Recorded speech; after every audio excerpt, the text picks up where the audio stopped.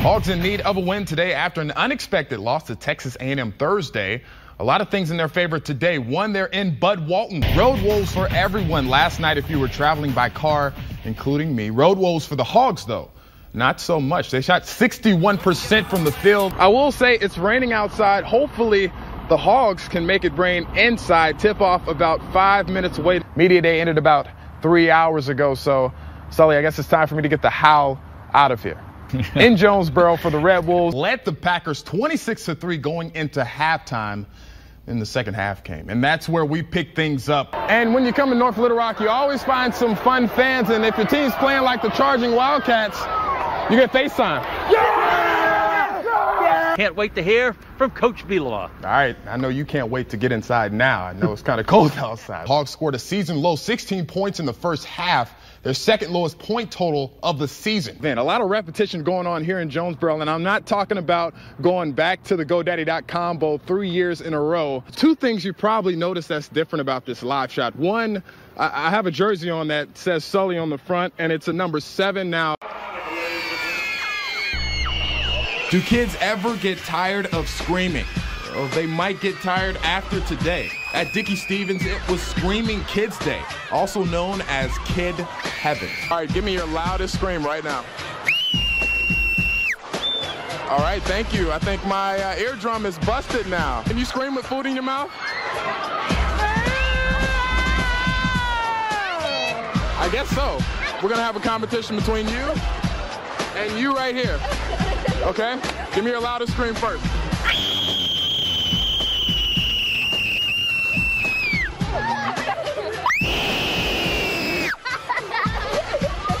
Okay, who do you guys think won right there?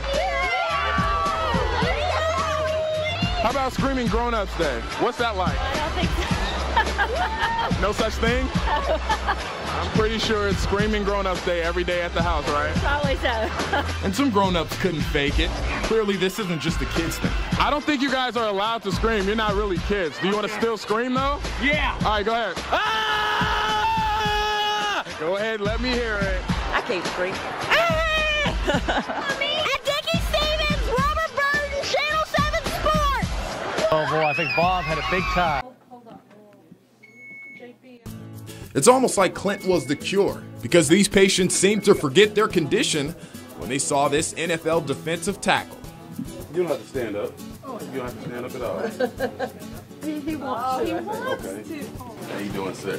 You don't have to stand up on my account. Nobody important. Well, you know, you're kind of bigger than I am. Nice to meet you, sir. Thank you. Nice to meet you. You don't have to stand up. You have to I stand can. I just want to prove to him that I can. You can do it. There we go.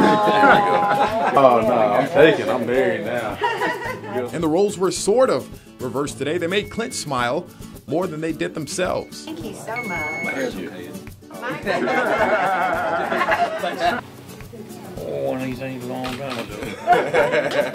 I went to the University of Memphis. Oh, okay. And they let you back in Arkansas. They let me back in Arkansas. You often feel like, oh man, I'm feeling sorry for this person, or I have some kind of sympathy for it. But when they're making light of it, it makes you feel like, you know what, they're doing good. At least they still have their joy and their sense of humor. So that's always a good thing to have when you're fighting. And yes, they're doing good, but things just get a little bit better when a Super Bowl champ makes a surprise visit. Take the time out to come, see us guys that are, getting treated for myeloma. That's pretty cool. We worked on O'Malley, didn't you? Yeah. I'm a big football fan. I'm from Lafayette, Louisiana, so we pull for the Saints, but I'm a Tampa Bay fan too now. He's a hunk too. We all often feel like, we have so many problems in our lives that's going on, and like I say, you be grateful at all times, because you never know what type of shape or type of position you end up in life, and these people are living testimony, and they're fighting a good fight, and they're doing a great job out here.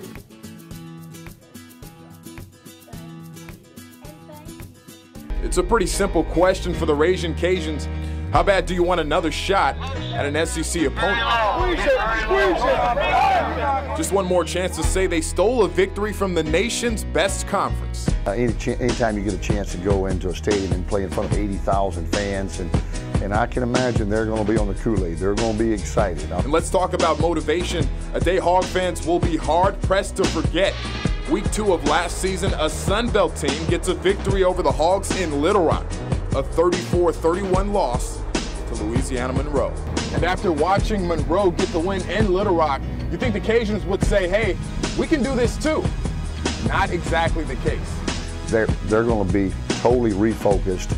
They're going to be, like I said, their players are going to get this thing going again. And last year, to me, was just a blip on the radar. That program is always strong.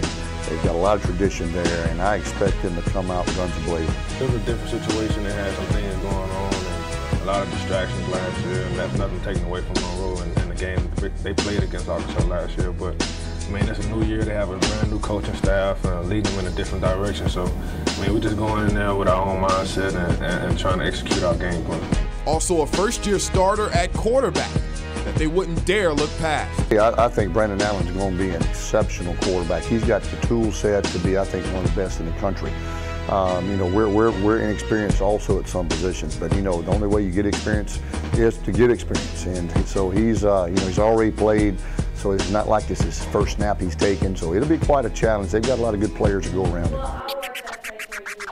As for those Cajun fans, it's almost a no-brainer. 2 o'clock, let's go ahead and go to the phones, ESPN1420.com. Hi, you're on Bird's Eye View. Longtime Bird's Eye View host Jay Walker says this is one confident fan base, considering Arkansas's meltdown against the Warhawks last year. I think because ULM won last year, and because we beat ULM 5 straight games, I think that there's an attitude maybe among some of our fan base that we should be able to go to Fayetteville and win.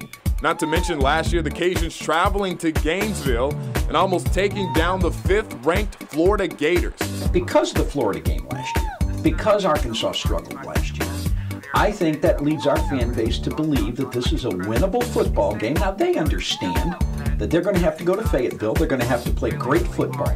Coming so close against Florida, they had the Gators on the ropes. And I think for most fans and maybe even the players, they look at Arkansas, a team that had a bad season last year, as maybe not necessarily a winnable game, but more winnable than most years. Anytime you go into the number 5 team's place in the country and play as well as we did, it's got to give you a little confidence that you can play on the field with anybody. In Lafayette, Louisiana, Robert Burton, Channel 7 Sports. Hogs in need of a win today after an unexpected loss to Texas A&M Thursday. A lot of things in their favor today. One, they're in Bud Walton. Also, no Casey Prather, Scott Wilbekin, and Patrick Young. Not at 100%. Wouldn't last too long, though. Some good shooting in the first half. Kai Madden with the step back. 3, the Hogs. First 3 field goals were from 3, 5 of 12 from beyond the arc in the first half. Later, here's another one of those trays. Anthlon Bell from the corner. Hogs take a 5-point lead. Later, Qualls, who struggled tonight, that won't go, but Kai Madden is there for the cleanup. Hogs would lead by 1 going into the half. They led the Packers 26-3 going into halftime. In the second half came, and that's where we pick things up. Fourth quarter, only up 5 now. Romo gets in a little trouble until he finds Des Bryant in the end zone.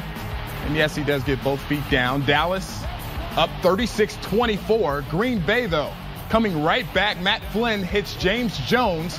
Packers get within 5. Later, more trouble. Romo throws the pick to Sam Shields. Ouch.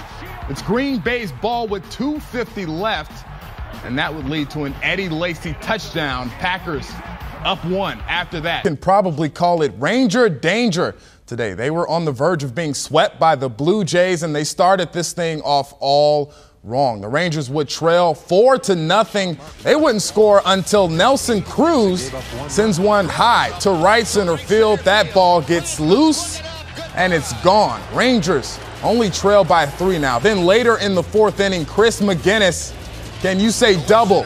He gets one off the wall. They give David Murphy the signal to score. Rangers only trail by 2 now. Then in the 5th inning,